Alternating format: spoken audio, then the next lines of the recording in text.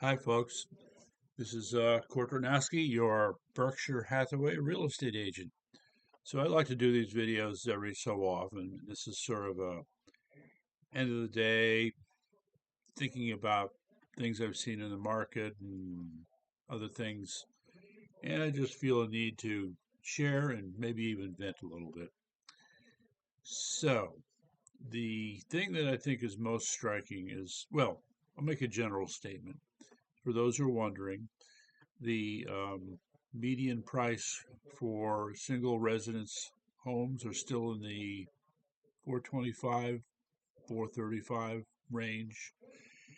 And while there's been some drop in interest rates, we're not seeing that part of the market respond quite the way we would like. But I think if you look at the overall picture starting with October of last year, the rates are definitely slowly working their way down. And I think there have been a couple of brief moments where I think 30-year fixed actually went below um, 6%, which is kind of what a lot of people are waiting for. So, in any event, the other things that seem to amaze me are well, I'm trying to be positive about this. There are a lot of people who have a lot of aspirations with respect to the kind of homes they'd like to get. The market sometimes just doesn't provide the way you would like. But there is another component to it. There are some people I meet who really do their homework. They pull together all the extant information. They have a sense. Sometimes they get creative. I have one client who actually found a service that she somehow was able to access that gave her a drone shot of a place she was looking at. And she discovered by using the service, which I should get information on, um, that the roof of the structure, the condo she was looking at, appeared to have had some work done on it. The shingles were of a very different color from the rest of the roof. Very interesting. So that's something that I have to chase down for her. Then a little unusual, but I have to bring it up. This other person who has a boat and he's looking for a place, just a small little tiny place down by the water where he could store it. So he doesn't want to use a regular boat yard. He'd like to actually buy his own lot. Well, guess what? On the Connecticut shoreline, those are going to be hard to come by. Nonetheless, he found, wait for it, a third of an acre lot of, well, eelgrass. That's right, eelgrass. And he it seemed to have lost interest in it, and I think that was for a good reason. The lack of pertinent information was an important factor, but just to get into the details of it, I went to look at this place, very hard to access, and whatever water access they were promising, it was into a marsh area. And what you had these, I call them mud streams, that go back up inland among the marshes. Now, that's not our idea of access to the water, but this is what was being sold, apparently. So you can see situations like that. Yeah, so that's kind of like why we're here is to help sort of filter out these kinds of situations. And then you have other people who take a gamble on big properties and they have these plans that they hope to fulfill. I'm here to help out as best I can. Um, Sometimes, though, you just don't know how those things are going to work out. Nonetheless, the other thing is that, in Connecticut at least, we have this thing called the Time to Own program. It's for targeted for first-time homeowners, and ideally they would be younger homeowners. And they'll give you up to $25,000 or more towards the expense of a house. It can be breaking down between the down payment and covering the points. So this is something that's useful, and other people are always looking for ways to, well, do what would be called creative financing, and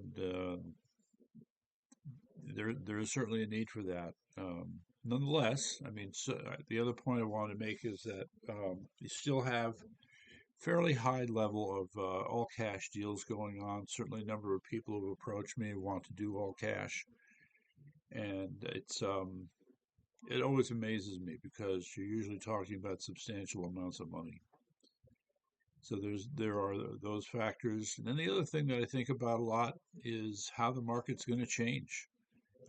There's been this constant expectation that we'll see, well, some kind of relief. Also, what's weird is the shoreline area continues to be that almost like a bubble of its own, sort of protected from the vagaries of what's happening in the rest of the country. While the rest of the country has been a buyer's market, we remain pretty much a seller's market. You can have quick changes, but the fact remains that the inventory is still low and people are buying houses pretty quickly. A study that I did a few months ago showed that in, what should we say, 80% of the houses listed that I sampled were sold in 20 days or less, 80%. And 60% of those sold in 10 days or less. So then what happens is there's a small segment of houses that just go past the 30-day mark and keep going. Now, my office manager, who has a lot of experience, has pointed out that people have forgotten how we have gone from uh, we've gotten too used to these market conditions, and these do not reflect the way it used to be. It used to be that it was typical for a house to be on the market for 2, 3, 4, 6 months. And that tested the real skills of a real estate agent to be able to go out and find a buyer. Okay. These days, because of low inventory, the real struggle is to find listings, right? And the buyers will pretty much show up by themselves, which I still find remarkable. Nonetheless, as we found, we're always busy trying to beat the bushes, looking for new leads, prospecting all the time. It comes with the territory.